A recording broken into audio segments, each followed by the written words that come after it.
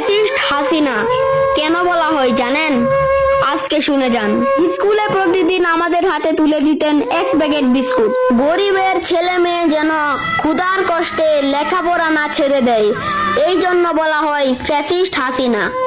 বই খাতা কেনার সামর্থ্য ছিল না, তাই উপবৃত্তির টাকা চালু করে দিলেন শেখ হাসিনা, এই জন্য বলা হয় ফ্যাসিস্ট হাসিনা।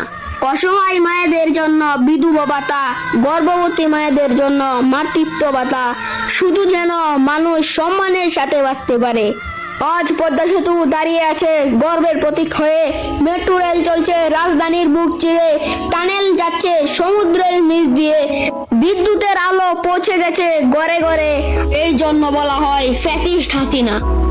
আর যারা একদিন পাকিস্তানের পক্ষে দাঁড়িয়েছিল, যারা আজও দেশের উন্নয়ন দেখে চোখে শুল বেঁধেছে, তাদের মুখেই শোভা পায় ফ্যাসিস্ট হাসিনা বলা। কিন্তু আমাদের কাছে শেখ হাসিনা মানেই উন্নয়ন, শেখ হাসিনা মানেই মানবতা, শেখ হাসিনা মানেই বাংলাদেশের স্বপ্ন আর আস্থা। এই জন্য আওয়ামী লীগ, এই জন্য শেখ হাসিনা। জয় বাংলা, জয় বঙ্গবন্ধু।